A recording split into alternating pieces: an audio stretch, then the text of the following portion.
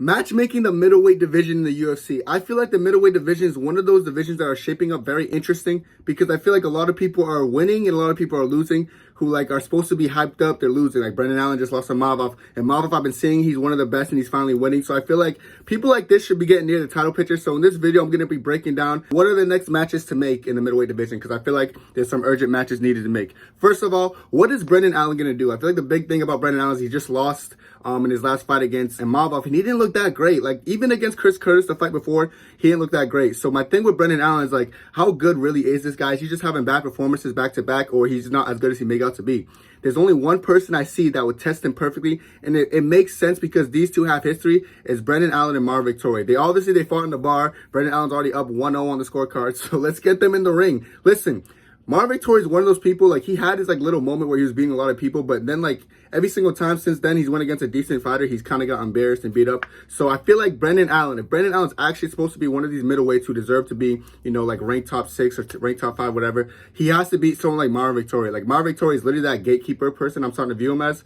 So, like, he'll beat up a bum, but he'll lose to someone who's pretty much skilled. So, the fact that they already have history, they both have, like, decent grappling, their strikings are both kind of mediocre to me. I feel like it just makes the most sense to pair both of them together and say, you know what, fight for the battle who's worse. This is going to come down to who's worse, not who's fucking, this is not like who's better, it's who's worse. And this is what's going to clear up the division a little bit and figure out what the movement should be. If Vettori loses to Allen, I think Vettori should start considering like it's time to pack it up. And if Allen loses to Vettori, I don't know what Allen's going to do because he's not even an older guy, but he's just not ready for this division. Maybe a switch in weight class, I don't know. But this is going to show a lot for whoever wins the fight and whoever loses because if you're losing, you're kind of getting exposed. And if you're winning, bro, you're cooking right now. So let's see what happens in the matchup. I really think it'll be an interesting matchup. I don't even know who I'd favor in this fight. I don't know.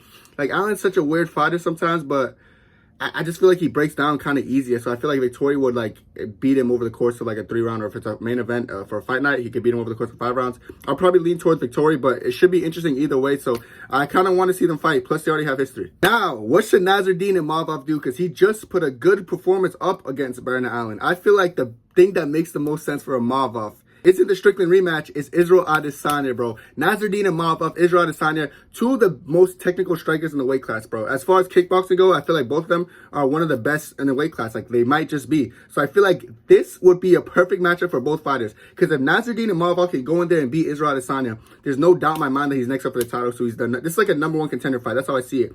Because if he beats Adesanya, who's not ranked #2 right now, he's definitely going to go up in the rank. He's going to be next up for whoever the champ's going to be at the time. And I feel like this should happen in UFC 311. I feel like 311 is next year. You know, Nasruddin Imavov's going to have a little bit of time to recover and get ready to get back in there by January. And Adesanya, like, early January would be ideal for him. He doesn't want to waste the good shape he was in against DDP. And I feel like it just makes sense for both guys. Like I said, Nasruddin Imavov's next up if he beats Izzy. If Izzy beats Imavov, he's right back in that title picture. Because Imavov's probably going to be top 3 when these new rankings drop. So Adesanya's beating the #3 guy. He's proven himself that he's already up there again. So if Izzy could go up there, and I feel like this is a good stylistic matchup for both fighters, because no one's probably going to shoot a takedown in this fight. Like, they're both going to probably keep it standing, so it's going to be a battle of the strikers, probably a 5-round fight.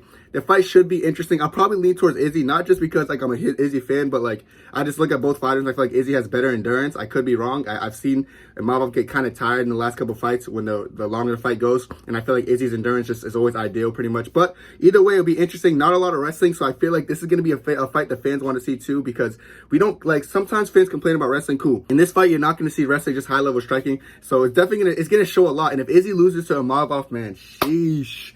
Izzy loses to Imavov, I think it's time to wrap it up. I can't lie, because it's not that Imavov's bad, but it's just that, like, if Adesanya loses to Imavov, he's probably going to lose a guy who's only going to be striking him. I know Imavov has some good grappling, not like crazy, but he could take some people down if you're a bum, but obviously Izzy has good takedown defense, so that's not going to be much of a concern. So this fight's going to show a lot for both fighters, but I feel like Adesanya versus Imavov makes the most sense, and it's something we really want to see, or at least I really want to see. All right, if Strickland's not fighting Imavov next, I saw people pushing for that rematch. Who should Strickland fight? And I don't think he should fight DDP. I feel like DDP's earned the right to just sit out and kind of wait how the middleweight division plays out, so I feel like it should be Strickland versus someone like Caio Borralho. And I feel like Borralho's one of those people who he earned his way up.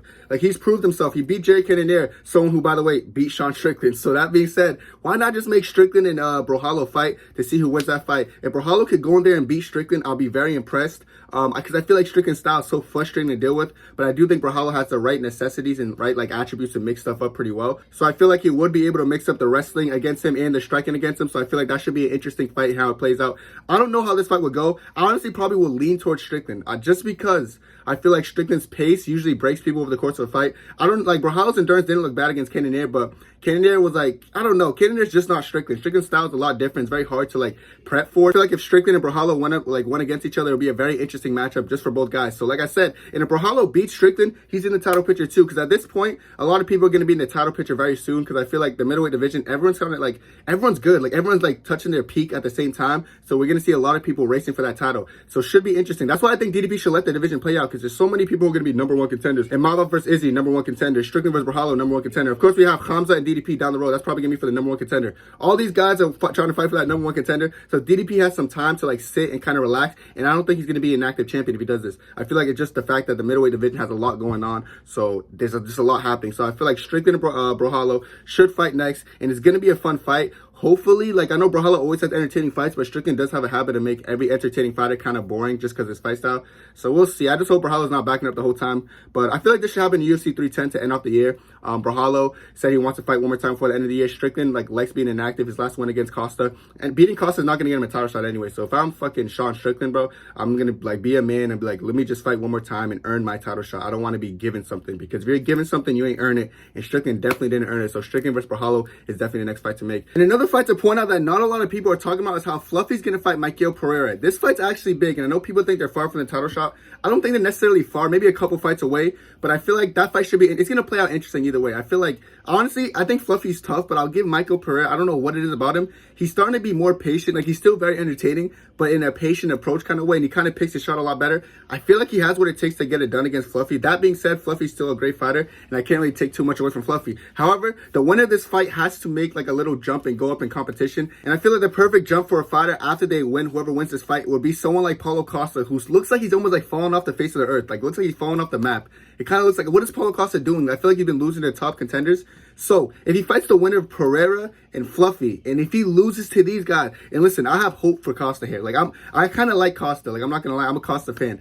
But he's just been kind of falling off. So he needs someone who's like kind of coming up in the rankings to prove that, like, you know, I'm still me, bro. And he said in his last fight after Strickland, which it was a split decision loss, but he kind of got whooped by Strickland, I can't lie. He said in that next fight, like, the next person I fight, I'm going to go back to the old Costa, my old ways, walking them down. There's no one better to do this against like a Fluffy or a Michael Pereira, because them two aren't easy fights necessarily, but it's going to also prove that Costa still got what it takes to be with the top dogs. So not going to lie, I'm going to just be transparent. I'm going to be open about this. I will be rooting for Paulo Costa in this fight. I would want Paulo Costa to win, because if Paulo Costa wins, it shows me that he's not like a bum. Like, I'm not saying Pereira and Fluffy are bums. They're both talented fighters, but I just feel like Costa needs a win. Like, he's in I feel like, I'm not gonna say if you lose to these guys, are you gonna retire? I don't know, because like I feel like he's not old enough to even consider retirement. But it's like, you're losing the top guys. What are you gonna switch weight classes, go up to 205? I don't know what Costa would do if he loses the winner of Fluffy and Pereira. But I do know he probably needs to fight one of the two, or whoever wins, just to prove himself that I'm still Paulo Costa. I'm still that juggernaut, dog. I can still walk people down and throw hands and swing.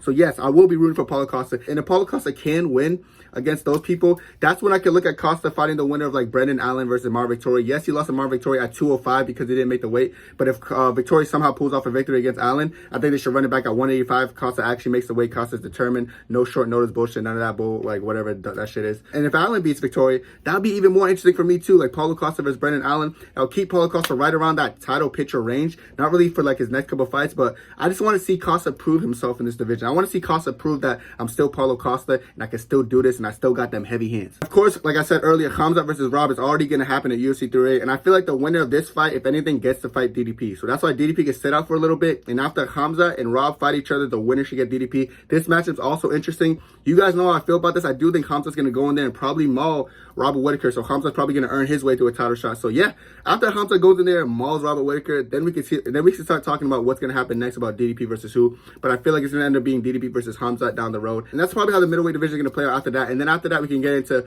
if Izzy beats Imavov, is Izzy going to go against Strickland, or is he going to go against the winner DDP, or you know what I'm saying? Like, it just like things have to happen. We have to see how these matchups play out, and then we can have like some sort of understanding of who DDP's fighting. Like, making DDP rush and fight Sean Strickland just doesn't make any sense to me, at least. Like, Strickland like hasn't earned it. Like, bro, you're 1-1 your last two. Like, you didn't earn it off of beating Paulo Costa. Robert Whittaker already beat fucking Paulo Costa and beat Ikram Oskarov. If he goes in there and beats Khamzat too, he deserves it more than you. And same thing with Khamzat. It was coming off a win against Kamaru Usman, which is a better win than Paulo Costa. So he beats Kamaru Usman and Robert Whittaker back to back. That deserves it more than Sean Strickland. So Sean Strickland has work to do. A lot of the middleweight division has work to do. A lot of playing out to do. So I'm curious to see how